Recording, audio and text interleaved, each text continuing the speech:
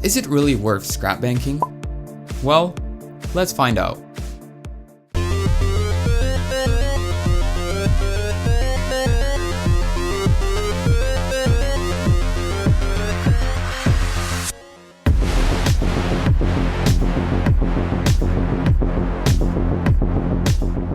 Hey peeps, it's your one and only Dr. Love Dog.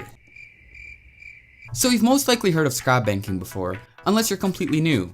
Well, let me explain what scrap banking is anyway, so we get a refresher. Scrap banking is when you got a decent amount of scrap metal in your inventory, and you exchange one scrap for two random weapons that are not of the same class with another trader, and sell each weapon for a scrap. I know, it sounds a little complicated.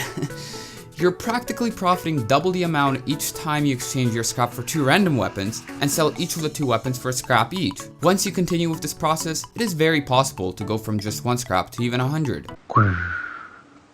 No, I feel like I'm just making this sound a little too easy. People who have lots of experience with scrap banking know it's not a simple process of turning one scrap into 100. You're probably thinking though, Dr. Lovecat, why would someone trade two weapons for one scrap while you're selling one weapon for a scrap? If you know the basics of TF2, then you probably know that in order to craft one scrap metal in game, you need two weapons of the same class. So basically a customer of a scrap banker is going to be a trader who wants to convert two weapons of two different classes into metal, since he can't craft them himself because they're not of the same class. If you never heard of scrap banking before, then you must be thinking, oh shit! Well, now I know of a strategy that will get me to an unusual that I've always dreamed of. As I said previously, although it is quite possible to profit a decent amount off of scrap banking, surprisingly there's many disadvantages to it. Some of my subs made a good point, so let's go see what they have to say about scrap banking.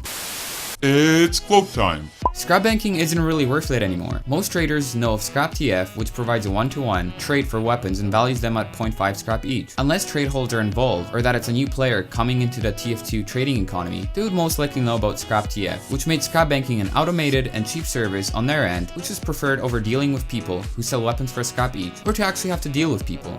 It's really hard to do and takes a lot of effort. Most players don't need normal weapons or know about Scrap.tf, while the newer ones are either free to play and thus can't trade or only want a single weapon because they can't pay for more. And then it takes ages to find only one person that at least wants one weapon. Not worth it. Might as well just send everything to Scrap.tf once a month.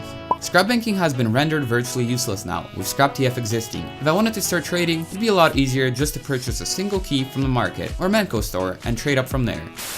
Oh, I give up.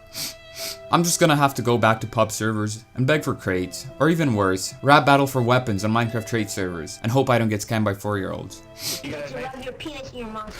Fired!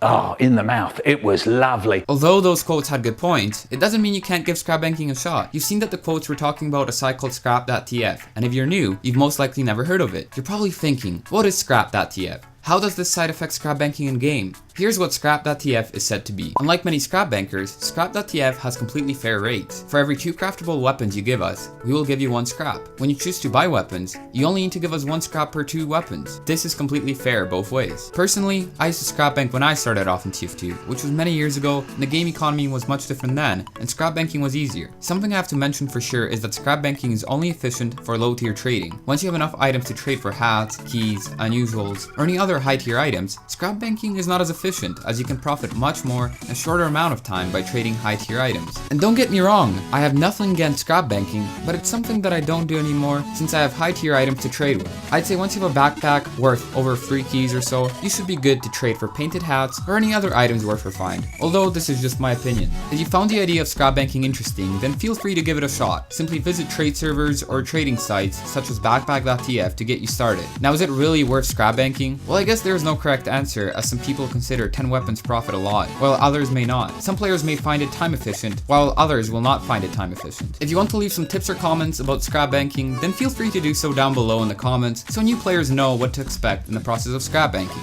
I'd like to thank you a lot for joining me today. Be sure to leave a like and watch some of my other videos if you haven't yet. And I'll see you next time. Bye peeps, have a nice day.